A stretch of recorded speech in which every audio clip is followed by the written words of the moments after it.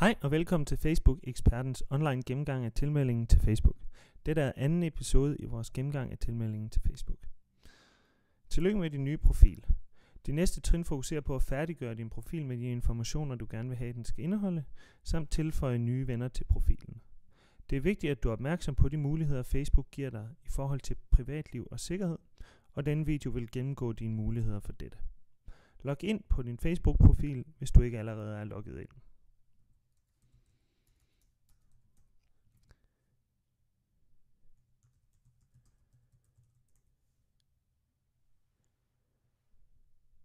Du kommer nu ind til forsiden, der indtil videre viser en midlertidig velkomstskærm.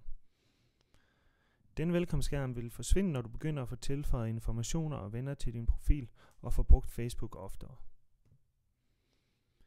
Det er her muligt at tilføje informationer om dig selv og tilføje venner, enten ved at søge på dem eller ved at indtaste din e-mail.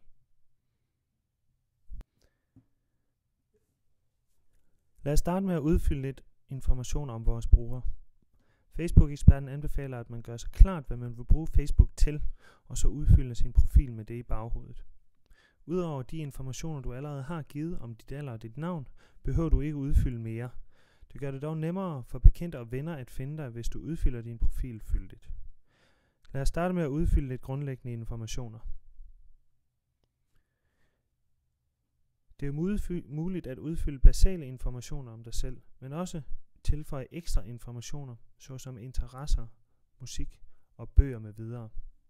Herudover kan du også tilføje uddannelses- og arbejdsinformationer om dig selv. Det er muligt at gemme alle informationer, det vil sige sikre dem, så ingen andre kan se dem. Dette gøres under indstillinger og vises i en separat video. I video 3 gennemgår vi, hvordan man tilføjer venner til sin profil. Facebook-eksperten siger tak, fordi du kiggede med.